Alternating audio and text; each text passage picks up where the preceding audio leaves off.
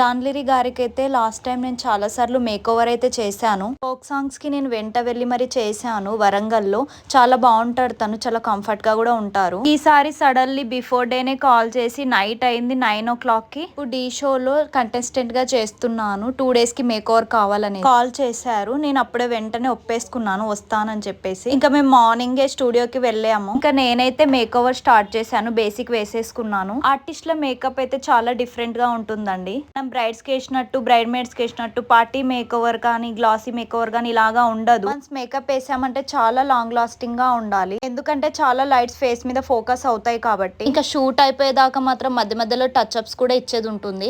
ఇక్కడైతే మనకి బ్రైడ్స్ కి వన్స్ రెడీ చేసామంటే టచ్ అప్స్ కూడా అంత నీడ్ ఉండదు. బట్ షూట్ లో అలా కాదు, కంటిన్యూగా టచ్ అప్స్ ఇస్తూనే ఉండాలి. అండ్ మేకప్ వచ్చేసి చాలా లైట్ అండ్ న్యాచురల్ గా వేయాలి. నేనైతే చాలా మినిమల్ అంటే మినిమల్ లైట్ మేక్ ఓవర్ అయితే చేశాను జాను గారికి. మేకప్ కొంచెం ఎక్కువైనా కేక్ కొంచెం క్రాక్ వచ్చిన మొత్తం మేకప్ అయితే క్లీన్ చేయిస్తారు షూట్ లో. అది దృష్టిలో పెట్టుకొని అయితే రెడీ చేయాలి. మాక్సిమం ఆర్టిస్ట్లే వేసుకుంటారు, వాళ్ళు రెగ్యులర్ గా వేసుకుంటారు, వాళ్ళకి అలవాటు కాబట్టి. కొత్తగా ఎవరైనా చేసినా అంత ఈజీగా నచ్చదు. మధ్యలో జాను గారు అయితే ప్రాక్టీస్ చేసి వచ్చారు. ఫుట్ మేక్ ఓవర్ అండ్ బయట బ్రైడ్స్ మేక్ ఓవర్ అయితే చాలా డిఫరెంట్ గా ఉంటుందండి. అండ్ ఫైనల్ లుక్ చూసారు కదా జాను గారిది ఎంత బాగుందో. తన హెయిర్ కూడా చాలా బాగుంది, లాంగ్ గా, చాలా అంటే చాలా బాగుంది. ఎందుకు లేట్, నెక్స్ట్ ఎపిసోడ్ చూసే